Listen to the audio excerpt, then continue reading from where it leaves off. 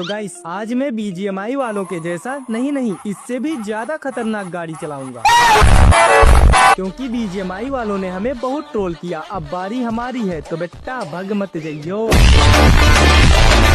क्योंकि यार मेरे को एक BGMI प्लेयर ने चैलेंज करके बोला, ओए मोमेंट फ्री फायर तो कार्टून गेम है, अगर तू नहीं मानता तो BGMI वालों के जैसा गाड़ी चला के दिखा। अगर तूने चला के दिखा दिया तो मैं कसम खाता हूँ सभी फ्री फायर प्लेयर्स आपका चैलेंज पूरा करेंगे। मेरे भाई कसम खाने की कोई जरूरत नहीं है, जिन्हें तुम फ्री फायर प्लेयर्स बोल रहे हो वो मेरी जान है। बिना बोले लाइक और सब्सक्राइब करते हैं मुझे अपना भाई जो मानते हैं। क्यों, सही कहा ना मेरे भाई?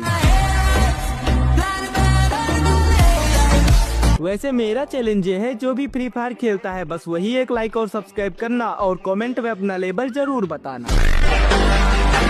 हाँ, तो कभी ऐसे गाड़ी चलती हुई देखी है?